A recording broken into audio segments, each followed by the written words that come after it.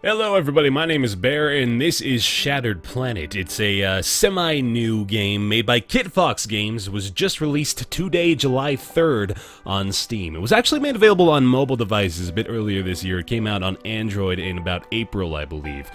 And what it is a roguelike with more of a focus on survival and exploration as opposed to the actual combat mechanics, which are also kind of important, but, you know, we'll play into later detail as time goes on here. Shattered Planet is, story-wise, a game about you taking control of clones who are trying to explore broken fragments of a forgotten Earth, as you can see here. The planet actually kind of follows my mouse, I just realized. That's kind of neat. What's happened on Earth is a disease called the Blight has taken over. It's a disease that man cannot find a cure for, and therefore it's kind of just run rampant. And what we're trying to do as clones is find... you know, just like little clues and hints, ways in which we may be able to combat this disease, and I'll get more into that as time goes on as well. So let's go ahead and start off with a brand new game. I'm going to go ahead and reset all my data, and we will take the place of Clone 001 here in the very beginning of Shattered Planet. Yes, sir. Incoming message, Clone 001, are you there? It's Zek. Tap if you can hear me, and you actually tap with the left mouse button, which I think was just so brilliant. You were deployed earlier than planned. This planet is extremely dangerous. You probably won't survive, okay? Let's just try to get you as far as possible. Get moving. So that is an indication of the kind of style you should expect from this game.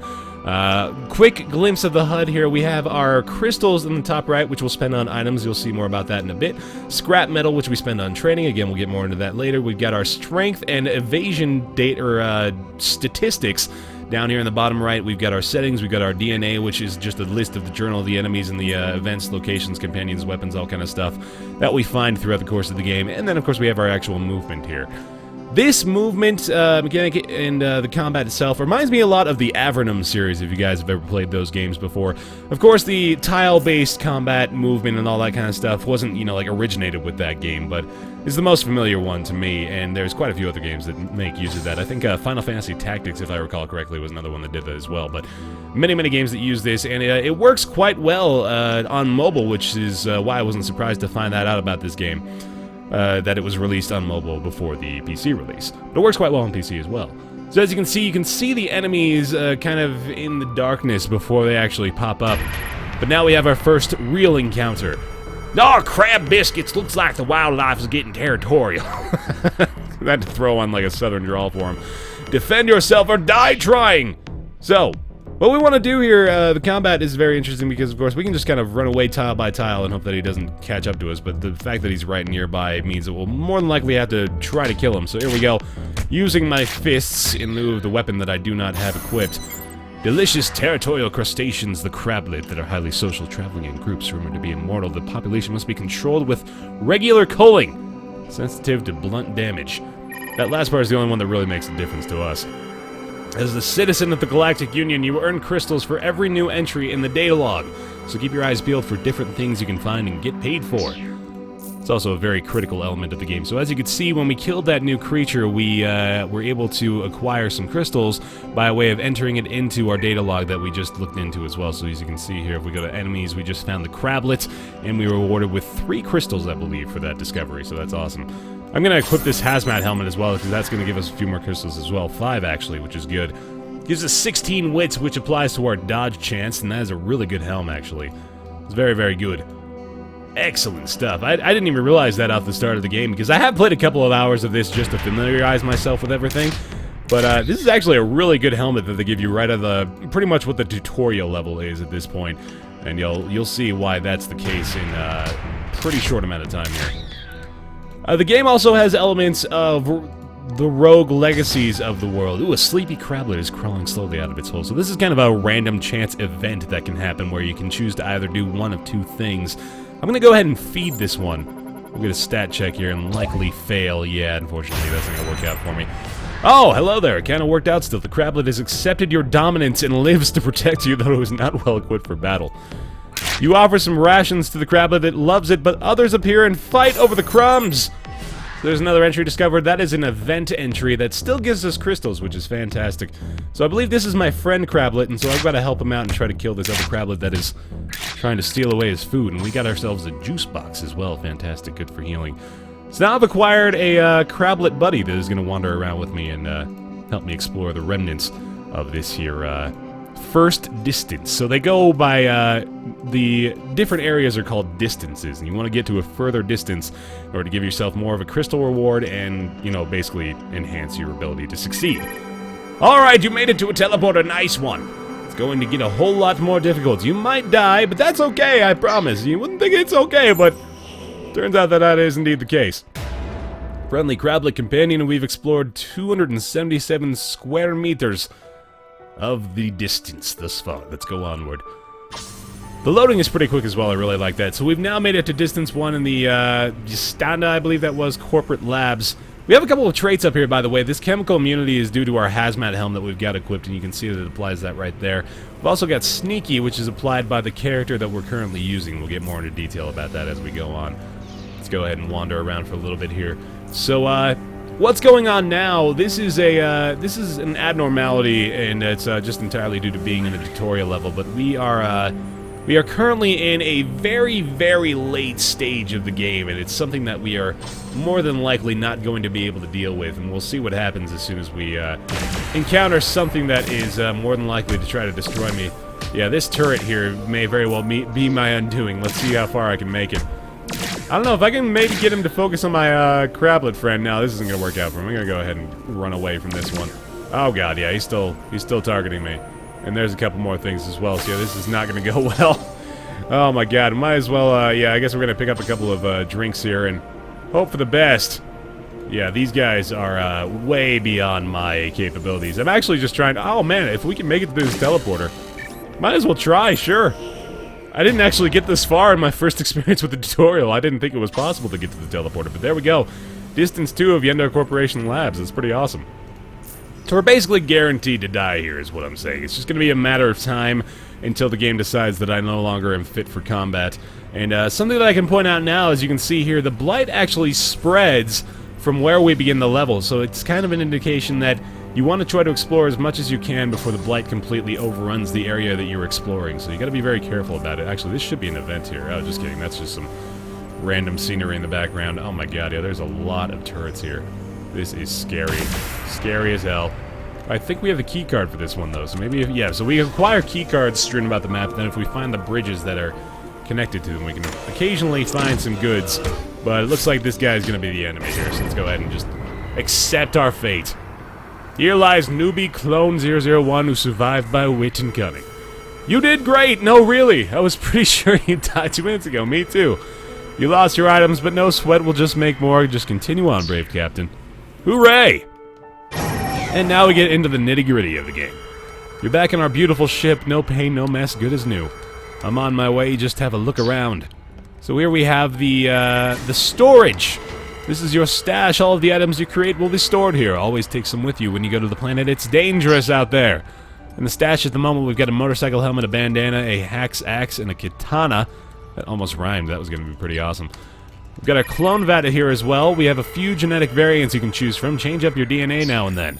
So we've only unlocked 2 thus far. We have the Renegade and we have the Assassin, which you can customize a little bit by way of hairstyles and whatnot. Both have their perks, so that you gain Sneak with the Assassin at the start, which helps you to avoid combat early on if you so desire. Renegade gets Good Mood, which gives you a couple of bonuses to statistics, which are, you know, generally better in the long run. But avoiding combat early on can have some benefits as well. It just kind of depends on your approach to things. I will go ahead and change over to the Renegade here just to switch it up a little bit and change the name of my clone to a more fitting persona. Baer Taffy 1. We'll just have to change those up as we go. Very good. And then, of course, we have our creation bank, or the ROSA. I actually forget what that stands for. The Random Object Synthesis Apparatus. There we go. Spend crystals here to create new armors and weapons anytime you please. So we have 25 crystals, which means we can create a silver grade weapon, or helm, as it were.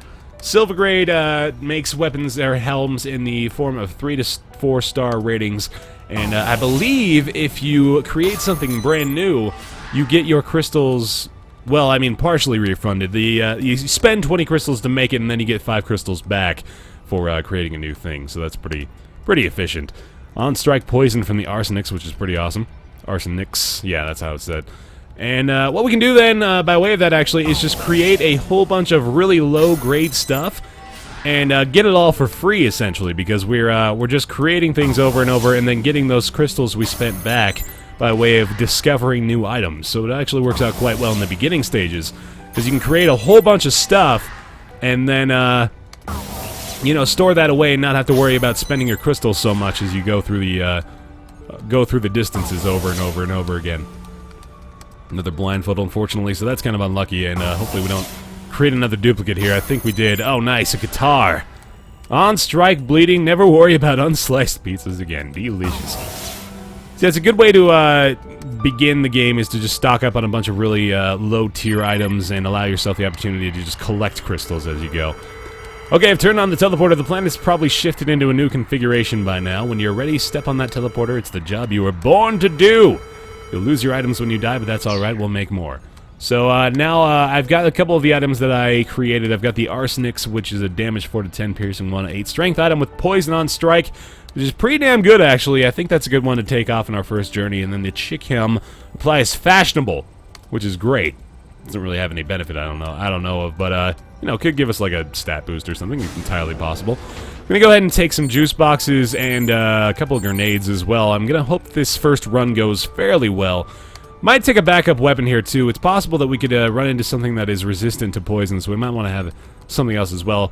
Having the Haxaxe in our inventory at the same time could prove to be very useful, considering the fact that some enemies may attack us with other elements and other powers, and having a weapon that provides us resistances to that we can switch out for our other one can be very, very, very beneficial. So that'll work out just fine. Let's go ahead and take the teleporter down, and you'll be able to see the other game modes here as well. So we have the normal stuff here, the Explorer mode, where you explore as far as you possibly can and try to earn crystals and scrap metal. Of course, you get 3 crystals per distance, rather, as soon as you pass through distance 3.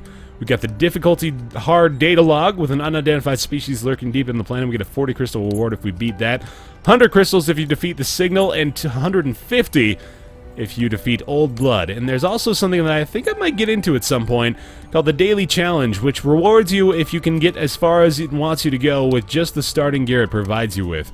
So, oh, apparently this challenge was already completed. I don't remember doing that, but whatever. We'll have to look into that for the future, though. But for now, I'm going to go ahead and get into Explorer mode. And now we just got a new entry by way of simply going to the planet. We got a new discovery of Rawhide Valley we just found here. How's the air out there? Probably full of that nasty oxygen stuff. Blah! No thank you. Which confuses me because apparently he takes away the oxygen on board our ship, so I guess clones aren't really on board with that stuff. So we have the Renegade here, who has the bonus of good mood. He gets 10 plus, or plus 10 wits and plus 10 fate on the beginning of his travels. And we just poisoned that little Crablet there as well, which allowed us to defeat him a little bit easier. But of course, we're not really too worried about these initial combat phases. And I do want to make sure I'm not backing myself into a corner here, which could very well be happening with the moves that I'm taking. It gets to a point later on in the later distances where you want to be very, very careful move by move of what you're doing, but at the moment I think we're pretty much okay to do whatever we want. Just grab some crystals here as well. So we want to just explore as much of the planet as we possibly can. If we run into every single corner, that means we've done pretty well. I'm actually going to move over here because occasionally when you find these bottles of fluid and you use them, it can do something like teleport you 3 spaces ahead, and then you'll like fall off the planet and go down to a distance and lose all your health. So that can definitely go poorly. But what that one did was actually stops the blight growth, is what I was showing you over by our spawn points. You can use particular liquids that will stop that growth for an indefinite number of turns, and or you know, finite number of turns is really what I was looking to say. That can help you out in some instances because it allows you more opportunities to explore the planet. Destroys 1 tile if there's nothing underneath with a shovel. That's very interesting. I never actually have gotten that. If there's nothing underneath here, we can destroy a tile with that. That is a homage to the Binding of Isaac, maybe. I have no idea, but that's very interesting. It could potentially give us a new route to discover. But for now, we're going to go ahead and keep things normal. I do have the key card for this bridge, so we'll go ahead and put that in there and explore what this has to offer. Sometimes it's nothing, sometimes it's wonderful stuff, so we'll see what happens. That was a full recovery canister in the blue liquid. It's good to use those liquids early on so you can discover what they do, and then when you acquire them later on in the distances, then you know what they do and you can just hold on to them for when you want to use them. I think we've explored the majority of this area now, so we'll go ahead and use the teleporter to get on to the next distance. And call it good. Onward we go. So we're collecting a decent amount of crystals here, which is pretty awesome. I'd like to get up to 50 as soon as I possibly can so I can create a high-tier item that I can potentially go on a very long expedition with and make the most out of. I'm going to go ahead and try to explore this area over here as well. Let's see if we can... Oh, yep, we're going to run into a Crablet here. Not a big deal. We usually run into a couple other different enemy types as we get through distances 2 and 3. So I'm expecting to see those guys pop up pretty shortly here. We've already found the teleporter, which is fantastic. Kind of Risk of Rain-esque. The sooner you find the teleporter, the better. Not that you have to, like, activate it at some point or anything, but it's simply good to be able to know where you need to go back to if you want to advance to the next section here. And this is potentially dangerous. We found a Crablet egg sac, and if I give this thing enough time, it will create a very powerful Crablet enemy, so I want to try to destroy this as early as possible. May need to end up using my, there we go, the egg sac. Yes, a pile of highly fertile, productive Crablet eggs on the brink of hatching, sensitive to heat. Oh, it actually did create the enemy, so that is not good for me. In fact, I'm going to try to use a, oh boy. Tell you what, I'm going to use a grenade right here. I'm going to throw this at this guy. And that did a decent amount of damage. That actually took out the Crablet next to him, but he is a very tough enemy, and he might actually be the death of me. Let's see if I've got something stronger here. No, I think the poison application from this should be enough. Yeah, he's gonna die there. There we go, fantastic. The Crablet Empress, a 4-star enemy, bathes in the blood of those who kill her children, and she's sensitive to blood damage. Luckily, we didn't die there. That could have been very good. Ooh, a freeze ray, nice! Holy cow, that's a one-time use, but it actually has a cooldown as well, so we'll be able to use that a couple of times. Oh! Just kidding. We died. Here lies newbie Bear Taffy, fashion icon throughout the galaxy. Oh, okay, so as you can see, some bottles have very negative repercussions, which is a very, very bad thing, and we found our friend Zex here as well. No, Crablets are sensitive to blood-type damage. Yes, robots have DNA, why wouldn't they? Challenges are way harder than Explorer mode, but if you win, you come back with stuff. So it doesn't really tell you anything that important. He will page you on your little comm device if he ever has something very critical to tell you, but he just kind of stands there otherwise. Now we've unlocked the training area, though. That scrap metal you've picked up is perfect for training, giving you permanent upgrades. Spend it all!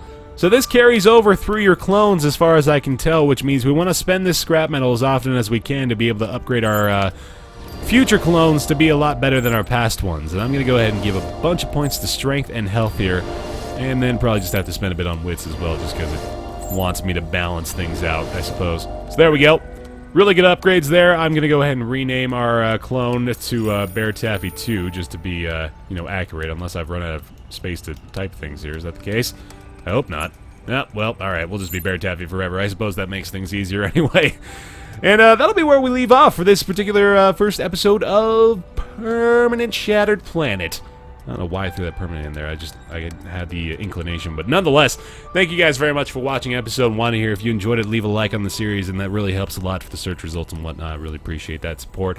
Thank you guys so much for watching. My name is Baer, and I'll see you in the next episode